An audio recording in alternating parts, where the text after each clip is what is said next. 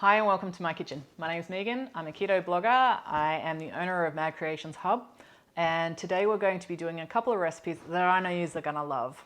I've been creating recipes for quite a few years now.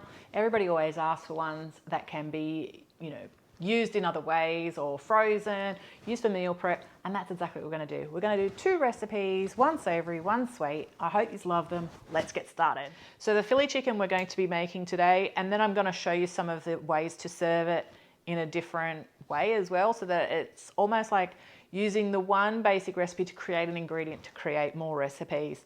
But they're all really quick and easy, I promise, okay? So even this right now, what we're going to do is just imagine this is 7 o'clock in the morning right now, maybe earlier if you've got to get into the car and go to work. But, a lot of you might set a slow cook dinner for during while you're at work or while you're doing other things throughout the day. So this is one of those recipes that you can easily get ready ahead of time. We're going to be using a ranch seasoning. The recipe, I'm going to have this in a little PDF as well. So the three things that are only going to go onto the slow cooker at the moment is some chicken breasts. Now you can use chicken on the bone if you wish. You can use thigh fillets as well, or you can use a whole chicken if you wanted to. But I'm just popping them all straight into the bowl in the slow cooker. Let me just wash my hands, and I have no towels, so that's really good. Just grab that. Okay, and then what I'm going to do is I'm going to sprinkle the chicken breasts. So I've left them whole. I haven't chopped them up or anything like that because once it's slow cooked, we're going to shred the chicken, okay? So now I'm just going to scatter 2 teaspoons of the ranch spices over the top. Well, it's not really spices, it's a seasoning because it's mainly herbs, garlic powder and onion powder. So we're just going to put that over. So that's just parsley, thyme and chives. A little bit more. Now, if you wanted this spicy, you could actually add some spices into it. That's totally up to you. Some jalapenos would be amazing in it too, or chipotles. And now I've just got some cream cheese, and I'm just going to pop that over the top. So the measures that I've pretty much used here is just 800 grams, if you don't want to look at the PDF, 800 grams of chicken breast, and we would use around 225. I've just used the whole thing of cream cheese here, and 2 teaspoons of the seasoning. So once I pop that into the slow cooker, I am just going to pop on the lid, and I'm going to cook that on low for 4 to 5 hours. If you were using the thigh fillets, you can do that for the whole day while you're at work if you wanted to. Let me just go slow cooker. And I put that on to low, and I'm going to put that on 5 hours for me. And then that'll just do its thing. So this is like the Instant Pot that I'm actually using, which can do slow cook and pressure cook, and I've just got the slow cooker lid. If you've got one of these and you don't have the slow cooker lid, you can still use the same lid. Just sit it on top. You don't need to seal the pressure in if you don't want to. Would you believe this is gonna turn into something absolutely delicious? Trust me, okay? And this is done, and I'll show you how to finish it off and also how to make it a few different ways. But next up, we're going to have a look at ice cream. We all love ice cream, right? So one of my favorite recipes to make at home, and it is really popular from our cookbooks and website, is ice cream. Our ice cream is really rich and creamy, soft to scoop, and very, very easy to make at home. So today I'm going to actually show you how to make it I've shown, I think online before, how to make it with a thermal cooker. Today we're just going to do it with a double boiler, a whisk and a bowl, and get it straight into the freezer. And I'll show you how it comes out later, but it's like a magnificent ice cream. Now, when I make my ice creams or any of my baking to do with keto and that as well too, I always use a free range, room temperature egg. It eliminates any of that egginess. So in my bowl right now, I've actually got 6 free-range egg yolks. I use the jumbo size egg yolks, and I'm just putting in a little bit of salt flakes. So I just use the Cell Squared salt flakes, which are a lovely salt flake. And for sweetener, you can use any sweetener that you prefer. I haven't tried it without sweetener for those of you who are carnivore, because this is pretty much a carny kind of recipe, but it does have sweetener in it. I haven't tried it without, so I'm not sure how it would work out, but I use a xylitol sweetener because it doesn't make the ice cream go super hard. So you get a nice scoopable ice cream, and you don't need to add any softeners such as glycerine, xanthan gum, guar gum, alcohol. So for me, I just add between 80 and 120 grams. It depends on what flavouring I'm going to use, because some are sweeter. Like if I was going to use, what I'm going to show you in a minute is like a jelly powder or something like that, I would use a lot less. But today I'm just going to stick in 80 grams. I've just got my bowl on a scale that I've tared there, so I can just add my sweetener. So at 80 grams, you roughly getting between that one, not two teaspoons of sweetener per serve. So it's not an incredible amount of sweetener, but it does sweeten it enough. Today I'm making this one as a vanilla, so I'm just going to add in a little bit of vanilla, usually a teaspoon of vanilla, and I would normally use vanilla extract, but I actually didn't have any in my pantry. Just going to tear the scales again. We use thickened cream, so replacing milk from a standard recipe, this is what helps bring down the carbs all the way down. So we've pretty much taken what you would normally make in a frozen custard style ice cream and made it keto by replacing the sugar with a sweetener and the milk with a cream. You still can use nut milks if you prefer. Like I love macadamia milk, which is beautiful for ice cream. Or you can use coconut milk if you prefer, but I use thickened cream. So I'm going to add 750 mils. And there's a lot more than 750 mils in that one. I mean, not a lot more. Sorry, there's going to be a lot more when I use the second one. So I just have to watch what I'm putting in here. So I just added the cream. So basically, I am just going to add everything in one go. So 750. I've never done this in this bowl, so I hope it all fits, which it should do. We're nearly there. Okay, so we've got 750 mils of a thickened cream in our ice cream. We've got our sweetener. Now, these are my secret ingredients to a perfect scoopable creamy ice cream. Now, collagen is optional. I like to use it. It actually helps soften. It adds the additional health benefits of collagen. And I add a teaspoon of gelatin, which I'm going to add these in a minute. Or alternatively, for those of you who will eat something like aeroplane jelly, you can replace the gelatin and flavour with any of the jelly sachets. So all I would add is just one sachet to this, and you can flavour that one into a orange mango ice cream if you wanted to. And I should have said the cream can also be replaced with yogurt. So if you make your own yogurt, I make my own out of cream and sour cream and some inulin and a probiotic. But you can use any like low carb or high protein yogurts if you prefer than the cream as well. And you can make frozen yogurt, and they work really well with flavors like orange mango, pineapple, and the mango and passion fruit from aeroplane jelly as well. So anyway, I'm just going to add 1 teaspoon of the gelatin into the mixture. This is like so easy, this recipe, and I just need to add 2 tablespoons I use of the collagen.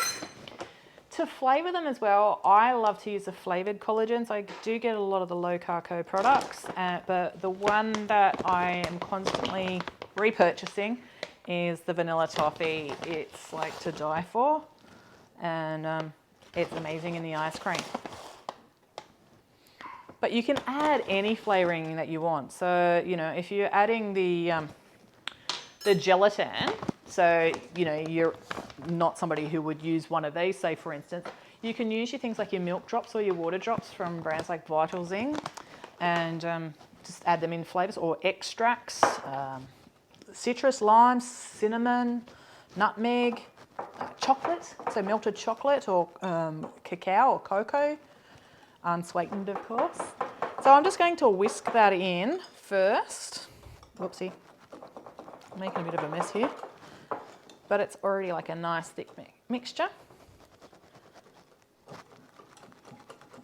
Now basically I'm going to pop this over the top of some simmering water on the stove, and I'm going to keep whisking it for on the heat source on the stove under 10 minutes, and just until it coats the back of a spoon, it's nice and thick. You're basically just cooking the egg and just beginning to thicken the ice cream. It doesn't take a lot. The beauty of this one is it doesn't need to be churned either, so you can just freeze it. I've got a container here that I will be just freezing this. I'm just going to turn that temperature down. Pop that over that. And yeah, I would just keep whisking this until it begins to thicken. I will get the camera over here and show you what it looks like when it's just about ready. And then I'll show you what you can do with this to not serve it a different way, but to create two completely different desserts with the same mixture. And to be honest with you, you could even take this once it's done and split it into, not split the ice cream, but split it into two different bowls, or 3 or 4, and flavour it how you wish. But anyway, we'll come back when that's a little bit closer to being ready, and I'll show you exactly what it looks like and how we're going to make that into two different desserts. Okay, so our ice cream custard's ready to go. I'm going to pour some into a large container that can allow it to be quite shallow, so when you freeze it, it'll freeze quickly.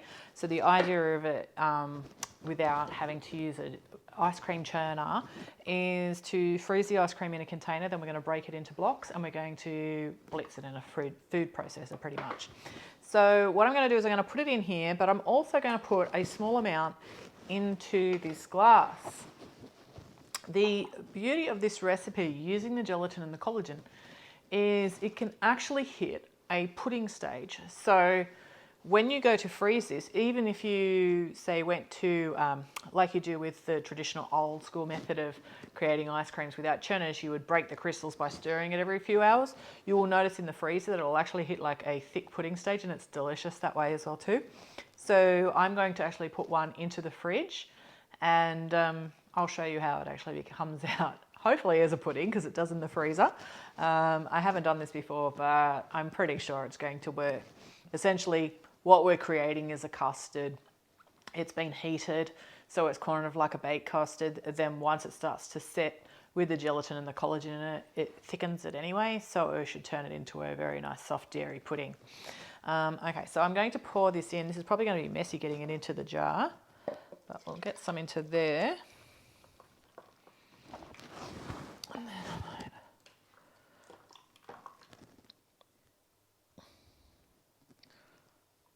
I'm getting that in without being too messy anyway. If you have overheated your ice cream and it has any lumps in it, you can put it through a strainer, but as you can see, like this one is lump free. Stormy just says hello. So I'll just put that over to there. Now what we're going to do is just pop this into the freezer. Again, that'll be another thing that we'll just come back and actually see how it goes. You can put this over an ice bath if you want to bring it down to temperature before putting it into the freezer. This one I'm just going to clean up and pop it into the fridge, and you're going to see a beautiful rich dairy pudding when we come back. Okay, so our chicken has finished slow cooking, and using 2 forks, I just shredded it so that it's all nice and broken up. And as you can see, it's really nice and thick now. So what we do in the next step of this very simple recipe is we just add bacon and cheese, and we could, if it was just come out of the slow cooker, I just pop the lid on there, and the residual heat, or you can keep it going or even turn up the heat a little bit, would melt the cheese and have it all ready to just scoop it straight from the slow cooker. I finished mine yesterday and shredded it and then put it in the fridge overnight. So mine is now cold, and I am just going to mix the remaining ingredients and pop it in the oven. But what I said is, as you can imagine, a recipe like this is really versatile. So what you're gonna have is you basically got a ranch chicken with a creamy cheese sauce with bacon and cheese. I'm gonna put a little bit of steamed broccoli in it as well, which I've got here. And we're gonna garnish it with chives, fresh chives from my garden and chive flowers. But instead of just eating this, like say with a side of vegetables or just as is, you can serve this so many different ways. One of the ways I am actually going to make it today is I'm gonna make a lasagna. So lasagna options for keto, there is multiple options. We do have a lasagna pasta recipe that is on the website, which is under our easy lasagna recipe. There is also things like palmini, which is made with hearts of parm, which is a great option for a pasta. Or one of my favorite ones is actually like slices of ham. So this gives that sort of texture, because as you can imagine, when it's thin, it's similar to pasta. And when you cut through it, it's kind of like eating the pasta. But to me, I think it's tastier because, well, pasta doesn't really have a lot of flavor, right? It's more the texture. So in a lasagna, the ham works beautifully. So, and it looks pretty too. So you can use that. And the beauty of it is too, say, imagine this sort of thing, having it in the fridge, you can make a single one in a mug. Like, it's that easy. I might even show you how to do that because that's just an easy peasy recipe, okay? But what we'll do first is we're going to get this ready. So I can just show you, like, either you would leave this in the slow cooker and, like I said, and just pop the cheese and bacon on top, stir through some broccoli or any vegetables that you want. Some like really lovely buttery mushrooms would be perfect as well, or grilled peppers and onion and garlic to fold through. All good. But yeah, we're just going to pop it in here and just bake it in the oven today. So you could actually have that and then just serve it on the table with the family and that, and they can just, you know, help themselves. So anyway, what I'm going to do is I'm going to pop in the broccoli, or broccoli, depends on how you say it. And I'm just going to mix that through a little bit. And then, well, I'll put a little bit of bacon through the chicken, but I want to keep the majority of it to go on the top so it looks pretty. I'm one of those people that really eat with my eyes. And I don't know, there's just something about broccoli steamed. I love that too. So that's why I chose to put this in here. And even if I have it as a lasagna, I'll have it that way as well, with the broccoli in it. So we're just scooping that in. I'm looking really unco here, holding this bowl this way. Well, how about we go that way? So get this into your casserole dish, whatever you want to use. I'm just using a pretty tray because I am going to photograph this once it comes out of the oven. So you can see what it looks like as well, up nice and close. And I'm just going to smoosh that around. Get that off there. Squeeze fingers. Okay, so we've got it into our tray. I am going to now use some cheese. If you can use, I just grabbed some mozzarella because it was already grated and I'm lazy, and you can use any cheese you want. You can leave it off if you want. It's already got cream cheese in it, or a little bit of Parmesan would be perfect. But I really love like Mexican blends. So I like a little bit of jack cheese. They are not readily available in the supermarket other than in slices and stuff, but you can get the grated Mexican cheeses if you like. Just adds a bit of color. So I just sprinkle a bit of that over the top.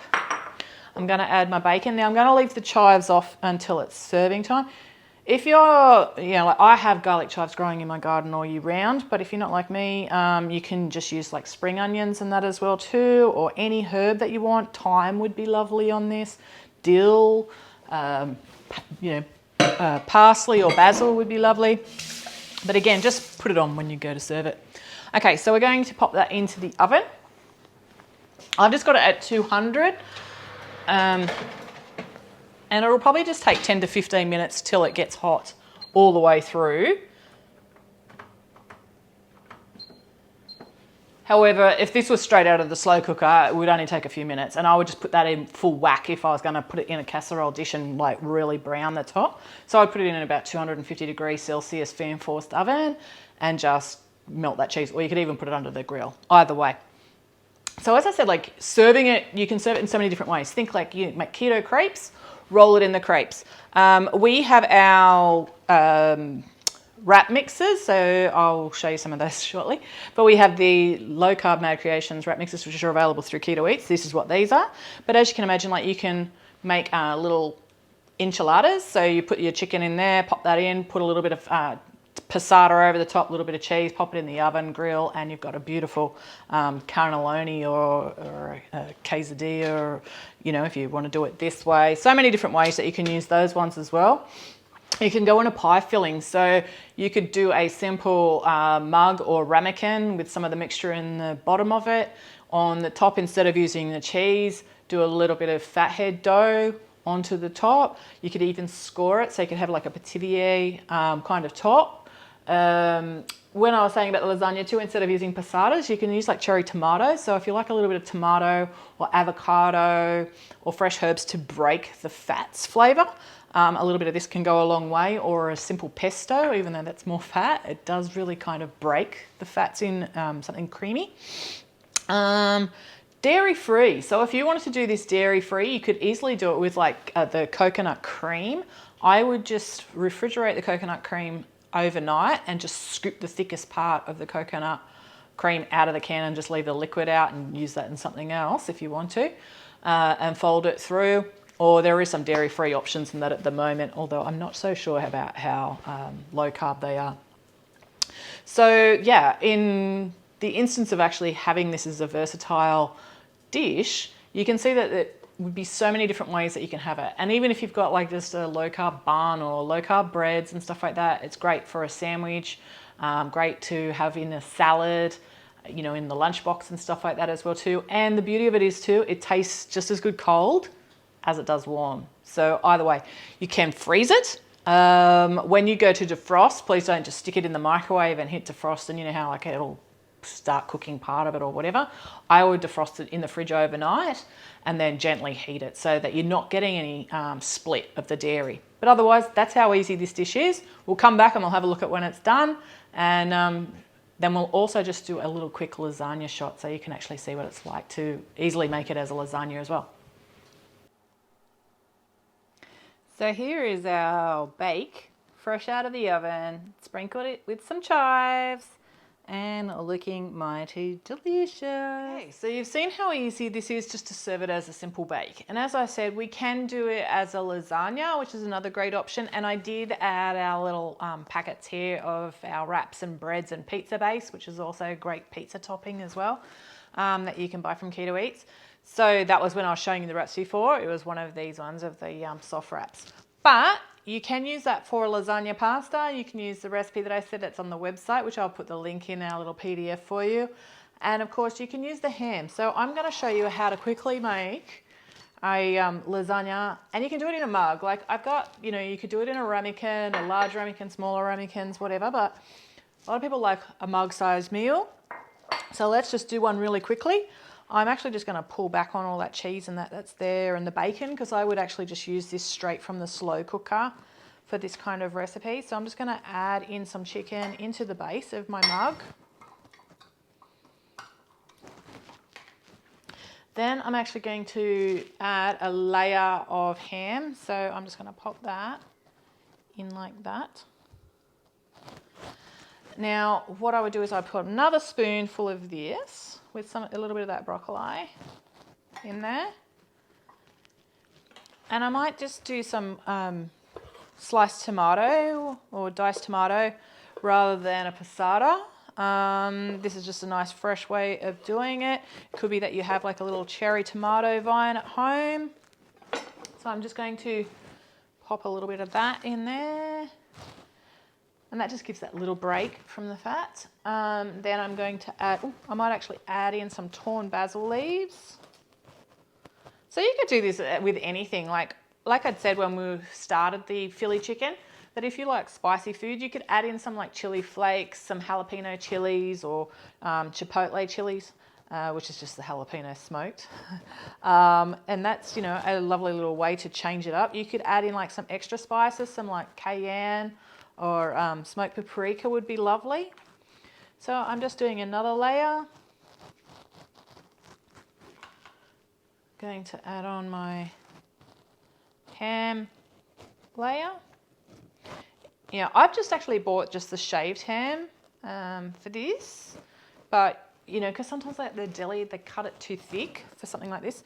But you know, you can use either, or you can suggest. You can actually ask at the deli to get them to slice the meat however you want. So I would do that, and then I'll just do the final layer with some of the mixture, and I would top that with cheese. When it comes out, how I would serve it with just some more diced tomatoes, some fresh herbs, and maybe even a little bit of diced avocado on the top, or a dollop of guacamole. But you could bake that in the oven as is, or you could even just do it in the microwave. A microwave lasagna just takes about 90 seconds. And obviously it really depends on whether you're taking this straight from the slow cooker. So if this was already done and one of the kids or yourself wanted to have it as a lasagna, you could spoon it into your cup, whack on your hand. You could add in extra cheesy layers if you wish. You could take some of this cheese and bacon crust and pop that on the top and that as well too. But yeah, just a quick and easy way to make a lasagna with the same recipe, and you would never even know you're eating the same dish, right?